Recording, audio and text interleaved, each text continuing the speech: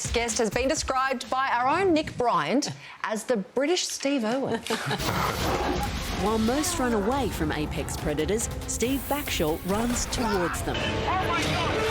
He gets up close and personal with deadly animals, pushing himself to the limit. If you see me starting to go blue or purple in the face, then I might need a little bit of help. His show, Deadliest, has seen him bitten by piranhas and bullet ants. Ooh. He's even played football with cheetahs. Nearly took my ankle out.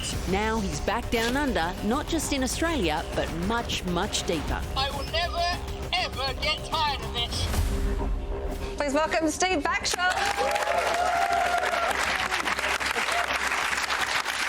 Selection of terrible hats and terrible haircuts. Thank you all very much. You're mad. Yeah, I mean, I have been told that once or twice before, particularly by my mum, funny enough. I bet. What's it like being bitten or chewed on by a piranha? It's actually remarkably painless. That is not the first time it's happened. And it doesn't even leave a very good scar, to be honest, which is a real shame, because you'd at least want to be able to show it off at parties, wouldn't you? Not a scar. So kind of like those Thai foot kind of pedicures with fish. I mean, not quite. Oh, my word. So you're out in Australia doing some live shows. That's There's right. Stunts, there's experiments. I mean, how dangerous is this going to get? I mean... Well, only to me, not to the audience. I mean, you know, there's no one in the audience who's going to get savaged by get a little dangerous. Do you think we should do that? Yes. I am open to suggestions. Yeah, one person in the audience won't leave alive. So, Steve, Deadliest was about finding the world's deadliest 60 animals. I mean, Yes. just asking for a friend. I mean, how many are in Australia?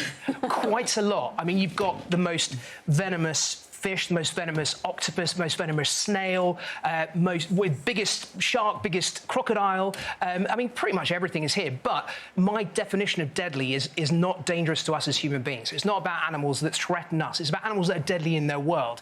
So you could be dealing with a great white shark, but the next animal I could be dealing with could be a dragonfly or a kestrel or something that is a perfect predator, but has no potential harm to us at all. And what's the animal that most frightens you, Steve?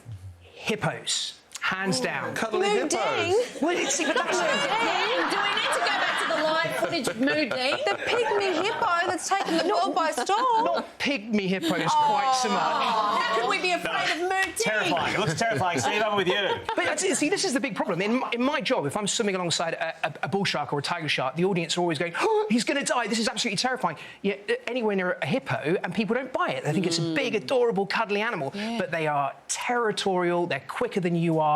In my latest series, at night, I was filming a hippo. It got spooked by something, and it took off at full speed.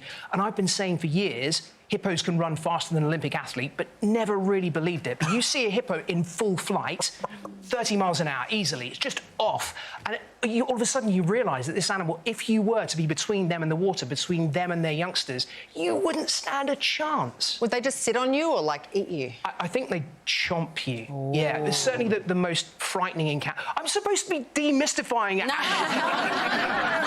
about how... But yeah, I mean, a couple of my closest calls have been with hippos, one of which I was scuba diving with crocodiles in the Okavango Delta, and this hippo just turned up out of nowhere, and it was as close as you guys are to me now, underwater on scuba.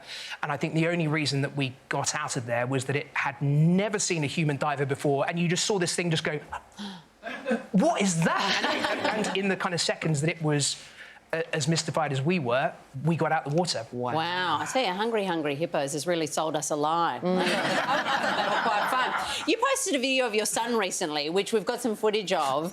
The mangrove, the only plant survives in salt water. We need to... Oh, shark! Did you see one? It seems like a chip off the old block. Are you raising him to kind of maybe take over the family business? Did you see what happened next? No. Oh, no. What happened next was he jumped overboard and went after it. I'm like, no, come back! I mean, you know, fair enough, the sharks were this big. They were tiny. The only way they could actually harm you was if you could choke on one. But at the same time, he's 6 years old and his first instinct was to jump overboard and get in the water with it. Wow. What does Mum think about that? I think she's quite proud. Oh, that's what she says. So cute. Well, tickets to Steve Backshall's Ocean are available now. All the details on our website. Please thank Steve Backshall.